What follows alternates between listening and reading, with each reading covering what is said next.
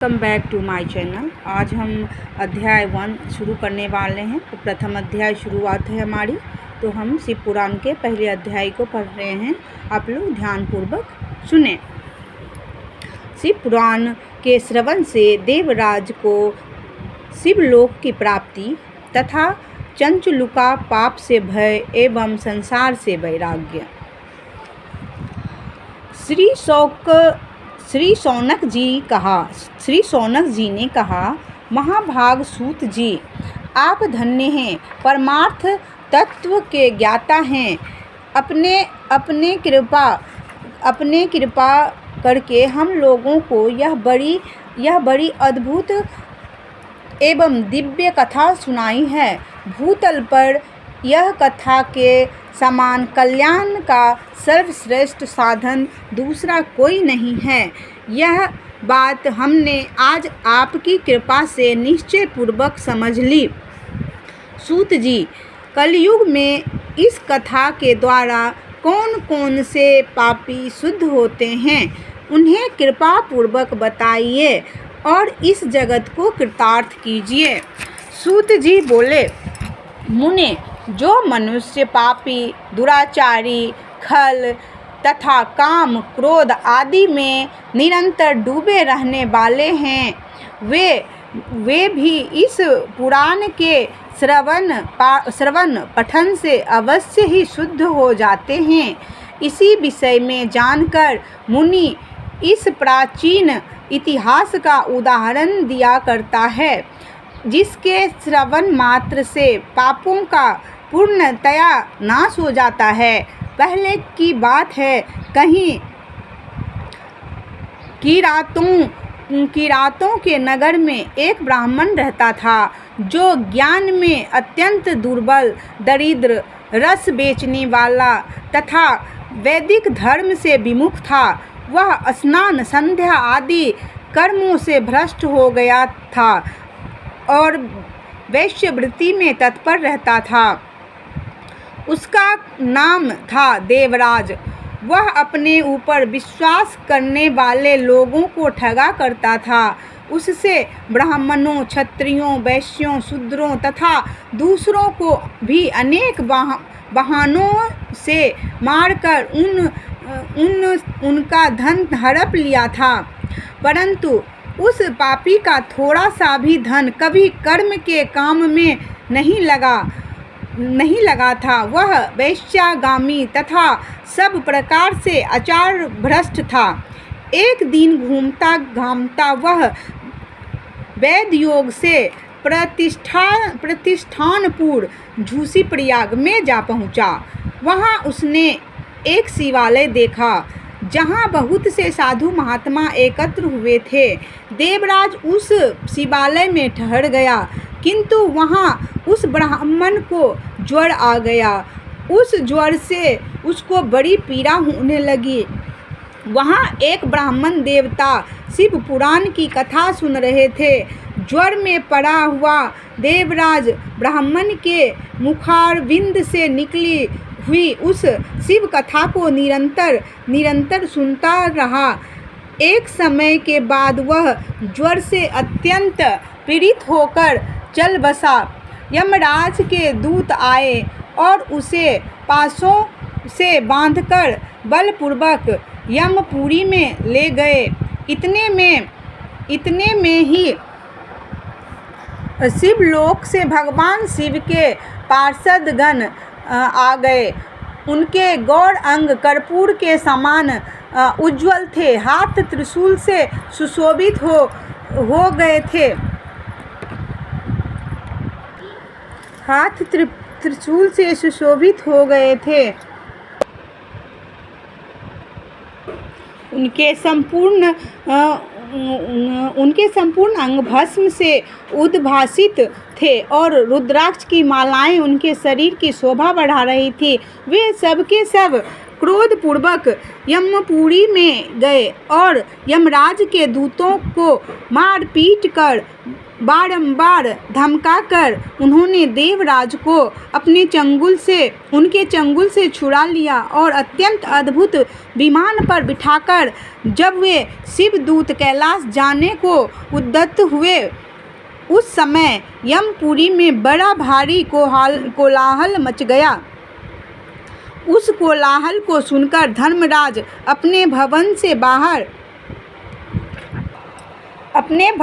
बाहर आए। साक्षात दूसरे रुद्रों के समान प्रतीत होने वाले उन चारों दूतों को देखकर धर्मज्ञ धर्मराज उनका विधि पूर्वक पूजन किया और ज्ञान दृष्टि से देखकर सारा वृत्तांत जान लिया। उन्होंने भय के कारण भगवान शिव के उन महात्मा दूतों से कोई बात नहीं पूछी, उल्टे उन सब की पूजा एवं प्रार्थना की। तत्पश्चात वे शिवदूत कैलाश को चले गए और वहां पहुंचकर उन्होंने उस ब्राह्मण को दया सागर सांब शिव के हाथ में दे दिया। शौनक जी ने कहा, महाभाग सूत जी, आप सर्वज्ञ हैं। महामते, आपके कृपा प्रसाद से मैं बारंबार कृतार्थ हुआ। इस इतिहास को सुनकर मेरा मन अत्यंत आनंद में निमग्न हो रहा है। अतः अब भगवान शिव में प्रेम बढ़ाने वाली शिव संबंधनी दूसरी कथा को भी कहिए। श्री सूत जी बोले, शौनक सुनो, मैं तुम्हारे सामने गोपनीय कथा वस्तु भी वर्णन करूँगा, क्योंकि तुम शिव भक्तों में अग्रगण्य तथा वेद वेत्ताओं में श्रेष्ठ हो। समुद्र के निकटवर्ती प्रदेश में एक वास्कल नामक ग्राम है, जहाँ वैदिक धर्म में विमुख महापापी द्विज निवास करते हैं। वे सब के सब बड़े दुष्ट हैं। उनका मन दूषित विषय भोगों में ही लगा रहता है। वे ना देवताओं पर विश्वास करते हैं ना भाग्य पर। वे सभी कुटिल वृत्ति वाले हैं, किसानी करते हैं और भांति भांति के घातक अस्त्र शस्त्र रखते हैं। वे व्यभिचारी और खल हैं। ज्ञान वैराग्य तथा सदधर्म का सेवन ही उन मनुष्य के लिए परम पुरुषार्थ है।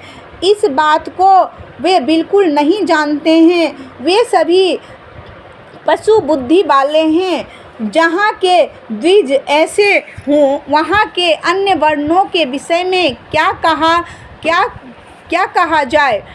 अन्य वर्णों के लोग भी उन्हीं की भांति कुत्सित विचार रखने वाले स्वधर्म विमुख एवं खल हैं। वे सदा कुकर्म में लगे रहते हैं और नित्य विषय भोगों में ही डूबे रहते हैं। वहाँ की सब स्त्रियाँ भी कुटिल स्वभाव की, स्वेच्छाचारिणी, पाप सक्त, कुत्सित विचार वाली और व्यभिचारिणी है। वे सद्व्यवहार तथा सदाचार से सर्वदा शून्य हैं। वे इस प्रकार वहाँ दुष्टों का ही निवास है।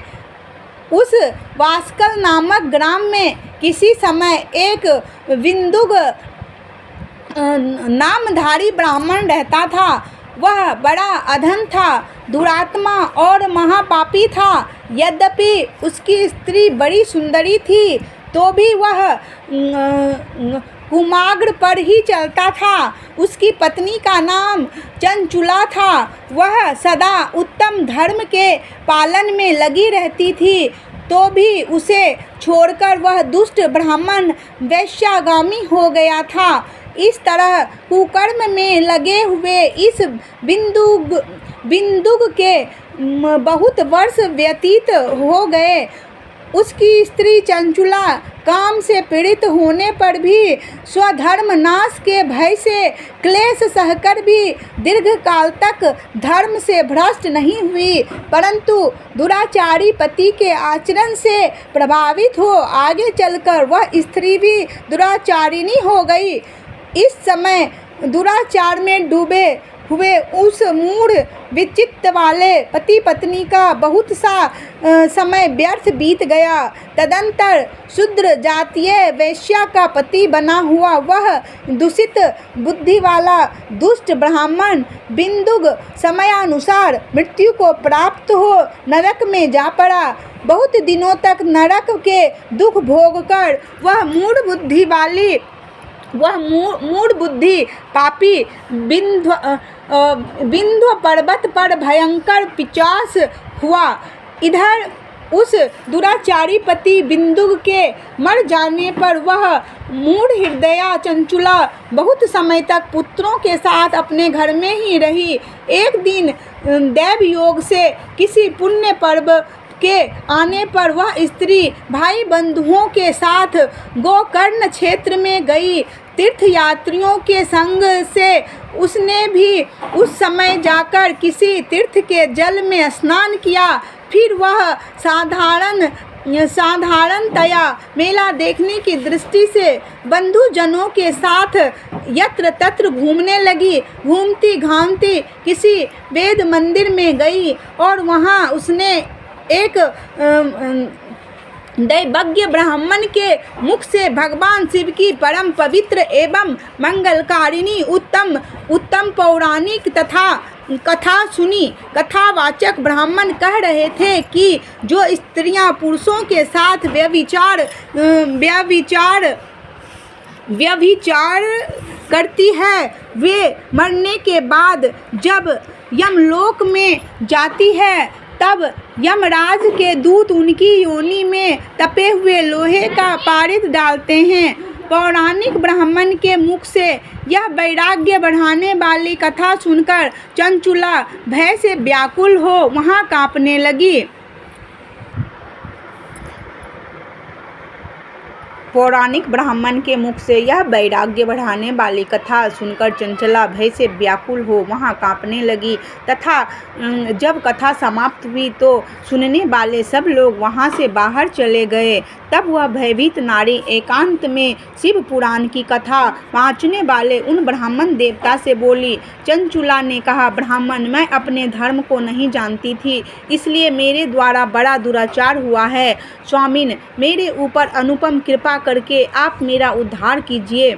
आज आपके वैराग्य रस से ओतप्रोत इस प्रवचन को सुनकर मुझे बड़ा भय लग रहा है। मैं कांप उठी हूँ और मुझे इस संसार से वैराग्य हो गया है।